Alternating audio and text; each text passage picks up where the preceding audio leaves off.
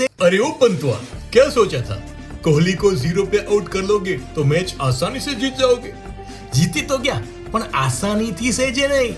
પંતની એટલે કે લખનૌની મેચ એવી હોય છે ને જ્યાં જે ફેન્સને એમ થાય કે ભાઈ જીતી જાય તો સારું, નહીતર ગોયંકા જીવવા નહીં દેવો.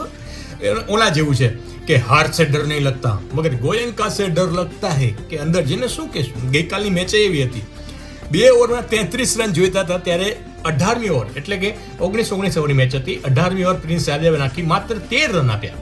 13 રન આપ્યા અને દિગ્વેશ રાઠીને કહ્યું કે ભાઈ 20 રન બચાવો. દિગ્વેશે આમ ચિઠ્ઠીમાં નામ લખી નાખ્યું કે આજે તો મારું જ નામ છે, પણ ઠીક છે.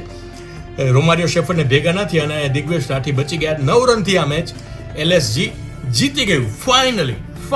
ફાઇનલી એલએસજી જે છે પોતાનું લુઝિંગ ટ્રેક એટલે કે સૌથી વધારે લગાતાર હોમ ગ્રાઉન્ડ પર મેચ હારવાનો રેકોર્ડ બનાવવા જઈ રહ્યું હતું, એ અટકી ગયા. 8 મેચે 9 મેચ દિલ્હીનો રેકોર્ડ હતો. એ રેકોર્ડ હજી એમનેમ છે, તૂટ્યો નથી. એટલે ગોયંકા સાહેબને કહેવા માટે રિષભ પંત પાસે એક વાત તો છે કે ભાઈ અમે ક્યાં સૌથી વધારે ક્યાં.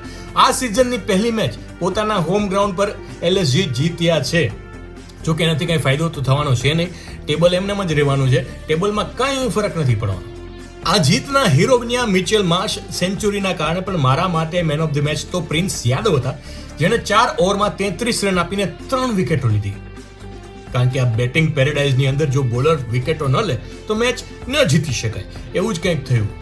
બાકી આરસીબીને આમ તો ફાયદો જ થયો છે, મેચ ભલે હાર્યા પણ સૌથી વધારે રન રેટ સારી હોય ને તો આરસીબીની છે +1ની, જે કોઈ બીજી ટીમની આટલી સારી રન રેટ નથી. તો ક્યાંક ને ક્યાંક આરસીબી 1-2 મેચ જીતશે એટલે ક્વોલિફાય તો થઈ જ જશે. તમને શું લાગે છે? ઇન્ટરેસ્ટિંગ થઈ રહી છે આ ટુર્નામેન્ટ. અહીંયાથી કમેન્ટ કરો, મારી સાથે રહો.